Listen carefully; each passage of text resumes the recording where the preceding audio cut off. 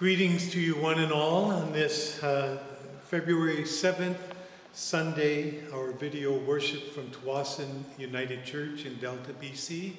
My name is Reverend Dan Kirkegaard, and we will have others partaking in the church service as well, and thank them for their service, for Ron at the piano, for Philip, our field education student, supervised field education student, and for George looking after the video for us. We will have a guest today joining us. Her name is Letitia Antwi, and we will be having a conversation that matters later on in the service. I would like to begin with the acknowledgement of the territories. I want to acknowledge the traditional territory of the Tsawwassen and Musqueam First Nations and all the Hunkaminam speaking people who have been stewards of this land since time immemorial. The Tsawwassen United Church recognizes the history between Canada's government and the Indigenous peoples of this land. We as Tsawwassen United Church understand this relationship in history and within present times. We continue to learn from the mistakes of our past, and we are fortunate and grateful to be given the opportunity to move forward toward reconciliation and foster meaningful relationships with all Tsawwassen First Nation community members. Thank you.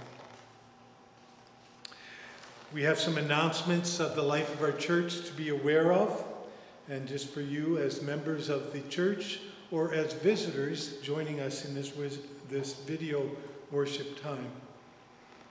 First of all, news received of some members of our congregation.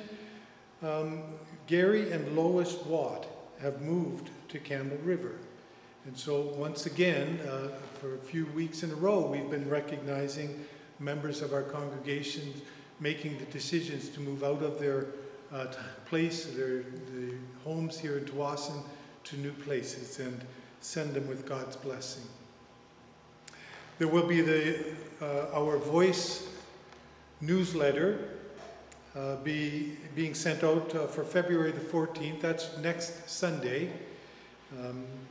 And we also, in that edition of the newsletter, will be recognizing Valentine's Day, Chinese New Year, Black History Month, and the coldest night.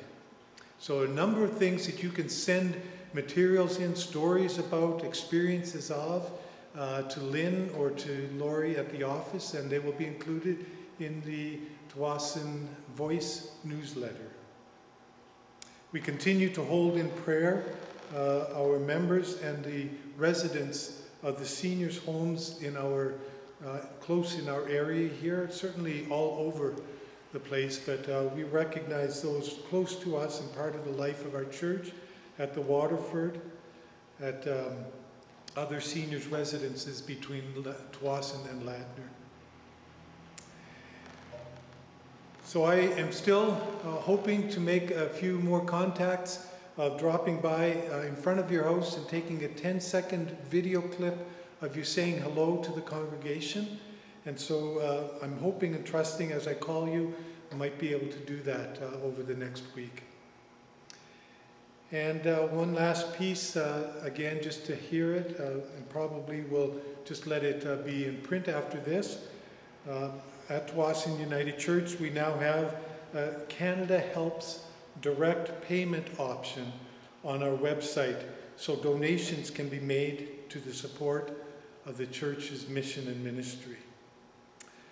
So with all of these announcements, with the recognition of where and who we are, we enjoy this time together entering into worship. Let us hear this prelude played by Ron.